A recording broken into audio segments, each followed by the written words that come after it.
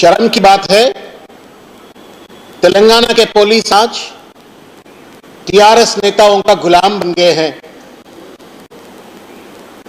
TRS party के MLA और MP और मंत्रियों से लेटर पाए तो ही उन लोगों को एसआई पोस्ट हो या सीआई पोस्ट हो या डीएसपी पोस्ट मिल रहे हैं।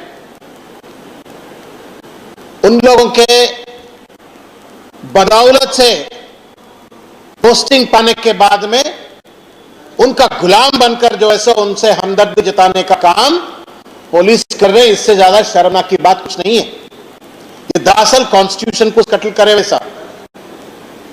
ये लोग आज टीआरएस का गुलाम बनकर के सिर्फ एमएलए का एस्कॉर्ट सर्विस देने में जितना दिलचस्पी बता रहे हैं, उतना दिलचस्पी क्राइम रेट को कंट्रोल करने में नहीं है।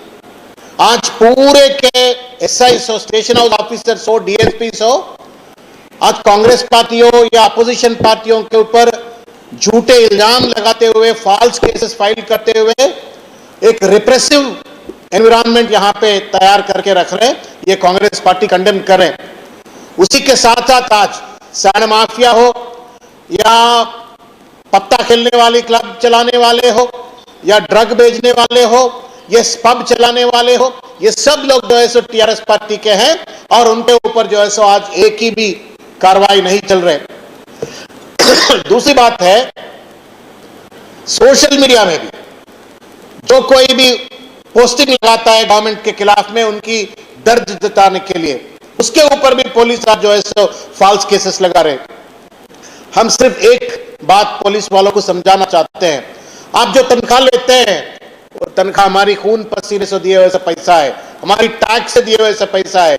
आप हमारी खून पसीने से आए से तनख्वाह लेकर के जो है सो टीआरएस का गुलाम बनकर काम करना गलत है।